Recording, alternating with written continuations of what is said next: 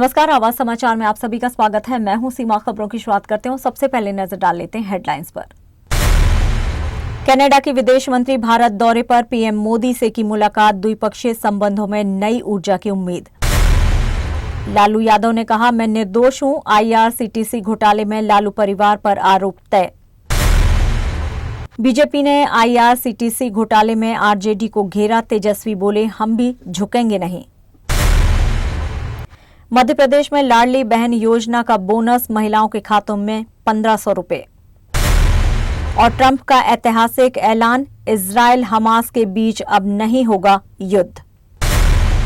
और अब खबरें विस्तार से। कनाडा की विदेश मंत्री अनीता आनंद ने आज प्रधानमंत्री नरेंद्र मोदी से नई दिल्ली में मुलाकात की। पीएम मोदी ने उनके दौरे को दोनों देशों के द्विपक्षीय रिश्तों को गति देने वाला बताया है। प्रधानमंत्री कार्यालय ने अपने बयान में कहा है कि ये यात्रा भारत कनाडा संबंधों में नई ऊर्जा और विश्वास लाएगी। अनीता आनंद के लिए ये भारत दौरा पहला है जो उन्होंने मई में कनाडा का विदेश मंत्री बनने के बाद किया है। पीएम मोदी ने बातचीत में व्यापार, ऊर्जा, तकनीक, कृषि और लोगों के बीच आपसी संबंध जैसे क्षेत्रों में सहयोग को बढ़ाने की बात कही है। उन्होंने प्रधानमंत्री कार्नी को शुभकामनाएं दी और कहा कि भविष्य में और भी रचनात्मक बैठकों की उम्मीद है। कनाडा और भारत के बीच लंबे समय से चले आ रहे तनाव के बीच इस मुलाकात को एक सकारात्मक संकेत के रूप में देखा जा रहा है। दोनों देशों ने हाल ही में कुछ कूटनीतिक मुद्दों को पीछे छोड़ते हुए फिर से संबंध मजबूत करने की दिशा में कदम उठाए हैं। आपको बता दें कि इससे पहले अनीता आनंद ने भारत के विदेश मंत्री एस जयशंकर से भी बैठक की थी। जयशंकर ने बताया कि उनकी बातचीत मई में हुई टेलीफोनिक चर्चा का ही विस्तार है और दोनों देश अब रिश्तों को मजबूती देने के लिए ठोस तंत्रों पर काम कर रहे हैं। उन्होंने कहा कि प्रधानमंत्री मोदी ने भी कनाडा में पीएम कार्नी से मुलाकात में स्पष्ट किया है कि भारत सकारात्मक सोच के साथ आगे बढ़ना चाहता है। जयशंकर ने कहा कि आज की बैठक भविष्य के रोड मैप को साफ करती है और सहयोग की नई दिशा तय करती है। आज दिल्ली की राउज एवेन्यू कोर्ट में बड़ा दिन रहा। आईआरसीटीसी घोटाले मामले में आरजेडी के वरिष्ठ नेता लालू प्रसाद यादव, उनकी पत्नी और बिहार की पूर्व मुख्यमंत्री राबड़ी देवी, बेटे तेजस्वी यादव और अन्य के खिलाफ आरोप तय किए गए। गंभीर आरोप हैं। अदालत ने सभी आरोपियों पर आपराधिक साजिश, धोखाधड़ी और साजिश रचने की धाराओं के तहत आरोप तय किए हैं। लालू यादव ने खुद को निर्दोष बताया और कहा कि मैं दोषी नहीं हूं और मुकदमे का सामना जरूर करूंगा। राबड़ी देवी और तेजस्वी यादव ने भी आरोपों को गलत बताया। कोर्ट ने स्पष्ट किया कि सरकारी खजाने को हुए संभावित आर्थिक नुकसान को हल्के में नहीं लिया जा सकता है। अदालत का कहना है कि ये साजिश गंभीर है और नजर से छिपी नहीं है। मामला 2004 से 2009 तक के समय का है, जब लालू यादव रेल मंत्री थे। आरोप है कि रांची और पुरी के आईआरसीटीसी होटलों के रखरखाव का ठेका सुजाता होटल को दिया गया और बदले में लालू यादव को बेनामी कंपनी के जरिए 3 एकड़ जमीन मिली। इससे पहले 2017 में सीबीआई ने एफआईआर दर्ज की थी और कहा था कि सभी आरोपियों के खिलाफ पर्याप्त सबूत मौजूद हैं। लालू परिवार का कहना है कि मामला राजनीति से प्रेरित है और उनके खिलाफ कोई सबूत नहीं है। आईआरसीटीसी घोटाले मामले में अब बहस की नई शुरुआत हो चुकी है और देश की निगाहें अदालत की आगामी सुनवाई पर टिकी हुई हैं। आईआरसीटीसी भ्रष्टाचार मामले में लालू प्रसाद, राबड़ी देवी और तेजस्वी यादव के खिलाफ आरोप तय होने के बाद भाजपा ने राजद पर जबरदस्त हमला बोला है। भाजपा नेता रविशंकर प्रसाद ने आरोप लगाया है कि लालू परिवार का शासन मॉडल घोटाले, ठेका हेराफेरी और नौकरी के नाम पर जमीन हड़पता रहा है। उन्होंने सवाल उठाया है कि क्या यही सामाजिक न्याय है जिसकी बात तेजस्वी यादव करते हैं। उन्होंने जनता को आगाह किया कि तेजस्वी की नौकरी देने की बात सिर्फ धोखा है, क्योंकि जमीन तो जाएगी पर नौकरी नहीं मिलेगी। रविशंकर ने लालू प्रसाद के शासन को चारा घोटाले और भ्रष्टाचार का प्रतीक बताया। वहीं इसके बाद तेजस्वी यादव भी चुप नहीं रहे। उन्होंने भी पलटवार करते हुए भाजपा को दंगाई और संविधान विरोधी पार्टी बताया। उन्होंने सोशल मीडिया पर लिखा, तूफानों से लड़ने में मजा है, हमने संघर्ष पथ चुना है। उन्होंने कहा कि अमित शाह उन्हें चुनाव लड़ने लायक नहीं छोड़ने की धमकी दे चुके हैं, लेकिन वे डरने वालों में से नहीं हैं। तेजस्वी ने जय बिहार जय बिहारी का नारा देते हुए कहा कि वे लड़ेंगे और जीतेंगे। आपको बता दें कि बिहार में 6 से 11 नवंबर को 2 चरणों में चुनाव होंगे और नतीजा 14 नवंबर को सामने आएगा। कोर्ट ने लालू प्रसाद जी, उनके सुपुत्र तेजस्वी यादव और उनकी पत्नी आदरणीय राबड़ी जी के खिलाफ आरोप तय किए। ये आरोप बहुत गंभीर हैं। ये आरोप हैं सरकारी संपत्ति के आवंटन में भ्रष्टाचार, कॉन्स्पिरेसी, डिसऑनेस्टली सरकार को निर्णय की प्रक्रिया में गड़बड़ करना इत्यादि इत्यादि है। 120 भी है और तो और 420 भी है। तो पहली कहानी तो यह है कि चले हैं तेजस्वी बाबू बिहार बदलने और 420 का आरोप तय कराकर अपने खिलाफ। Mister Tejashwi Yadav is going to Bihar to change Bihar with a charge of 420 being framed against him by a competent court. अब 420 क्या होता है आपको तो बताने की जरूरत नहीं। धोखाधड़ी, सजा 7 साल, कॉन्स्पिरेंसी 120B। तो कौन सा बिहारा बनाने वाले हैं जब आपकी ये छवि है और आपके खिलाफ कोर्ट ने ये पाया है। मित्रों, लालू प्रसाद के पूरे शासन को 3 वाक्यों में कहें, चारा खाना, अलकतरा पीना बिटुमिन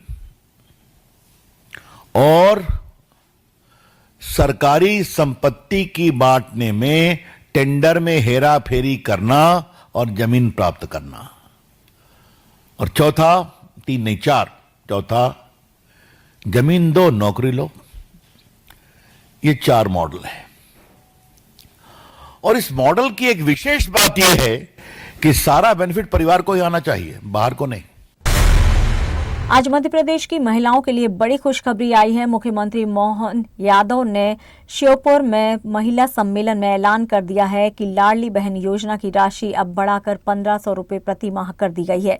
पिछले कुछ समय से 1250 रुपए की राशि मिल रही थी, लेकिन अब हर महिला लाभार्थी को 250 रुपए का अतिरिक्त लाभ मिलेगा। हालांकि इस बार के ट्रांसफर में रविवार को खातों में केवल 1250 रुपए आए, बाकी के 250 रुपए भाई दूज यानी कि 23 अक्टूबर को भेजे जाएंगे।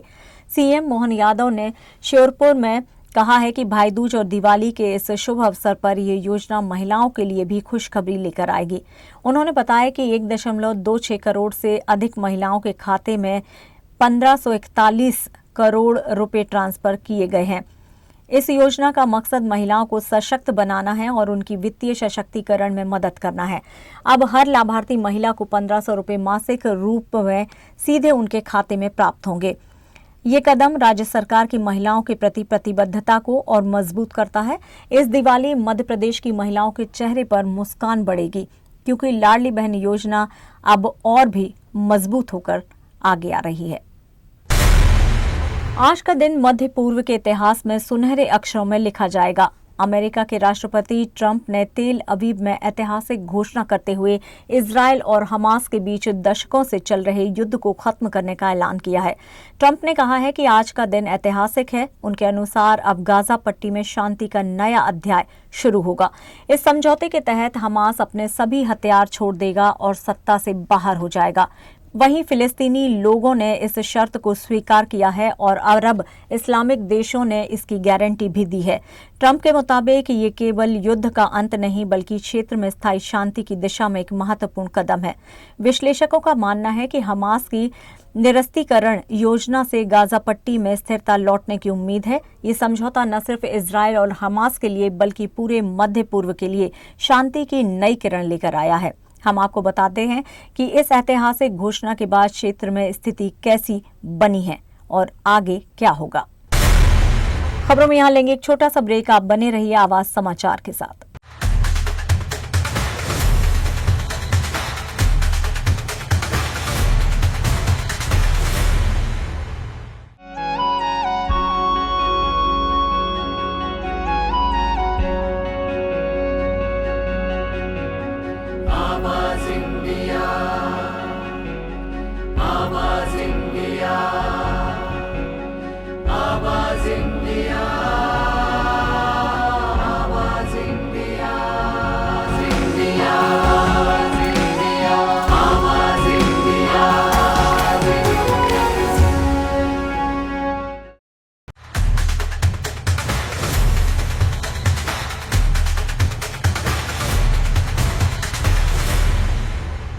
ब्रेक के बाद एक बार फिर से आप सभी का स्वागत है। बढ़ते हैं अपनी अगली खबर की ओर। अमेरिका के राष्ट्रपति ट्रंप को इजरायल ने अपने सर्वोच्च नागरिक सम्मान प्रेसिडेंशियल मेडल ऑफ ऑनर से नवाजा है। यरूशलेम में इजरायली सांसद नेसेट में आयोजित इस ऐतिहासिक समारोह में राष्ट्रपति इसहाक हर्जोग और प्रधानमंत्री बेंजामिन नेतन्याहू की मौजूदगी में ट्रंप को स्टैंडिंग ओवेशन दिया गया। इजरायली राष्ट्रपति के कार्यालय का कहना है कि ट्रंप ने मध्य पूर्व में सुरक्षा और सहयोग का नया युग स्थापित किया है। ट्रंप की कोशिशों से गाजा में 2 साल से जारी युद्ध समाप्त हुआ है और हमास द्वारा बंधक बनाए गए लोगों को रिहा कराया गया। इस अवसर पर ट्रंप ने संसद में संबोधन दिया और उनके प्रयासों को सभी सांसदों ने खड़े होकर तालियां बजाकर उनका अभिनंदन किया। ये सम्मान ट्रंप के लिए एक ऐतिहासिक पल है जो मध्य पूर्व में शांति की दिशा में एक नई उम्मीद लेकर आया है, यानी एक ऐसा क्षण जब कूटनीतिक और साहस ने अंतर्राष्ट्रीय मंच पर नई मिसाल कायम की है। ट्रंप के प्रयासों को लेकर अब पूरी दुनिया की निगाहें यरूशलेम पर टिकी हुई हैं।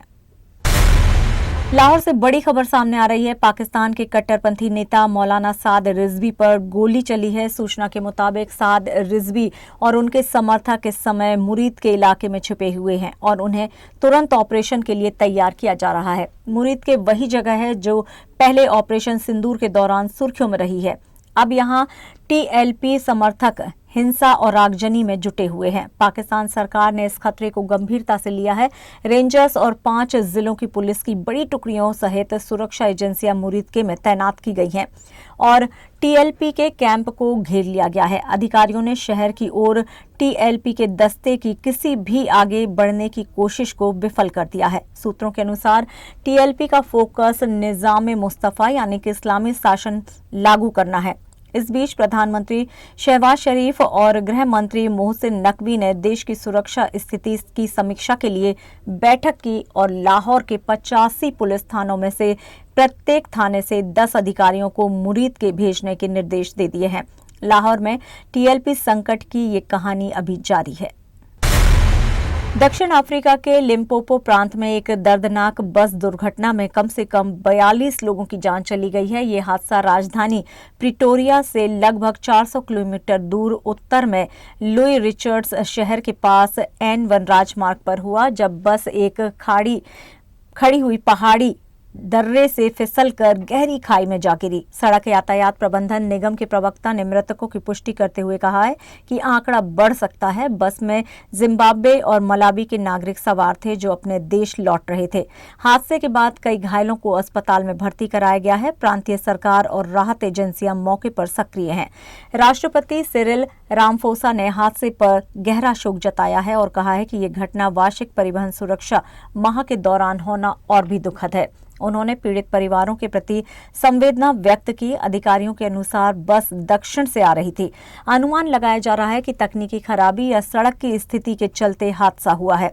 इस क्षेत्र में पहले भी ऐसी दुर्घटनाएं हो चुकी हैं। पिछले वर्ष इसी प्रांत में एक बस दुर्घटना में 45 लोगों की जान गई थी। तब केवल एक 8 वर्षीय बच्चा ही जीवित बच पाया था। केंद्रीय रेल मंत्री अश्विनी वैष्णव ने वलसाड में आरपीएफ के 41वें स्थापना दिवस समारोह में कहा कि भारतीय रेलवे को दशकों तक उपेक्षा झेलनी पड़ी, लेकिन अब इसमें ऐतिहासिक परिवर्तन हो रहा है। उन्होंने कहा है कि आज रेलवे ट्रैक से लेकर स्टेशन, सुरक्षा और तकनीकी हर मोर्चे पर बड़े स्तर पर काम हो रहा है। मंत्री ने बताया कि 11 वर्षों में 35,000 किलोमीटर नए ट्रैक बिछाए गए हैं, जो रेलवे के इतिहास में अभूतपूर्व हैं। इससे देश के अधिक हिस्सों को रेल सेवा से जोड़ा जा रहा है और यात्री सुविधाएं लगातार बेहतर हो रही हैं। रेल मंत्री ने कहा है कि 1,300 रेलवे स्टेशनों का पुनर्विकास किया जा रहा है, जिनमें से 110 का काम पूरा हो चुका है। अब तक 60,000 किलोमीटर रेलवे ट्रैक का विद्युतीकरण हो चुका है। उन्होंने बताया कि नमो भारत ट्रेनों का उत्पादन तेज होगा और मेन लाइन EMU सेवाएं भी शुरू की जा रही हैं। रेलवे ने 3,500 जनरल कोच जोड़े हैं और 7,000 कोच निर्माणाधीन हैं। सरकार का फोकस गरीब और मध्यम वर्ग को बेहतर, तेज और सस्ती यात्रा सेवा देने पर है। रेल मंत्री ने बताया है कि RPF ने अब हर साल नियमित भर्ती की जाएगी। उन्होंने कहा कि 2023 में 452 सब इंस्पेक्टर की भर्ती हुई है और 2024 में 4,208 कांस्टेबल की भर्ती पूरी हो चुकी है। वैष्णव ने स्पष्ट किया है कि अब SSC हर वर्ष कांस्टेबल से लेकर इंस्पेक्टर तक की भर्ती कराएगा ताकि युवाओं को ज्यादा मौके मिल सके। आने वाले 5 वर्षों में यानी मोदी जी की इस ऐतिहासिक तीसरी टर्म में रेलवे का एक पूरा नया स्वरूप उभर के आएगा। हम सब सौभाग्यवान हैं कि हम सब उस समय रेलवे की सेवा में हैं, जो कि रेलवे का एक बहुत ही बड़ा परिवर्तन वाला पीरियड है। और इसमें हमें जो भी भ्रम फैलाने वाली शक्तियां हैं, उन भ्रम फैलाने वाली शक्तियों से सावधान रहना चाहिए। डिफेंस और रेलवे भारत की रीढ़ की हड्डी है। डिफेंस और रेलवे भारत की अर्थव्यवस्था, भारत की सुरक्षा और भारत के सभी नागरिकों की अपेक्षाओं को एक मूर्त रूप देने के माध्यम है। पश्चिम बंगाल के दुर्गापुर में हुई MBBS छात्रा से कथित सामूहिक दुष्कर्म की घटना को लेकर राज्य की राजनीति गर्मा गई है।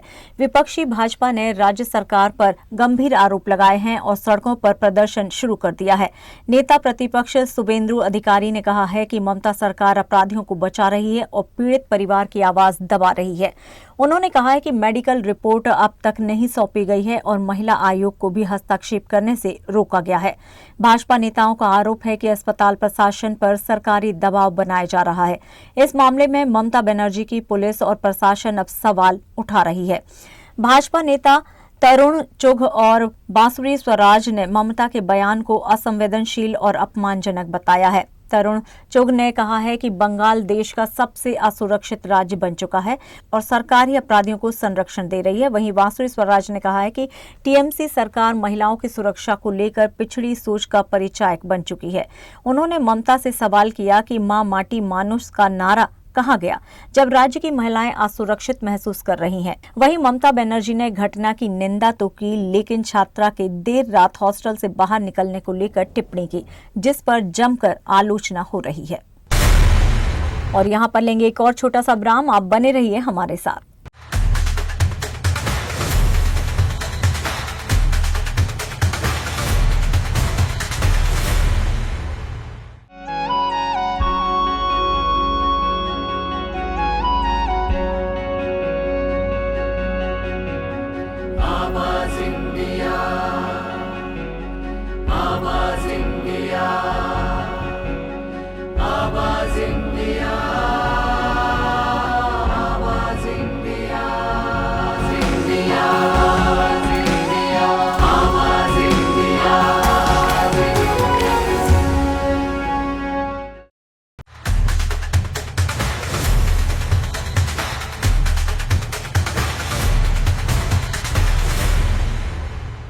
ब्रेक के बाद एक बार फिर से आप सभी का स्वागत है। बढ़ते हैं अपनी अगली खबर की ओर।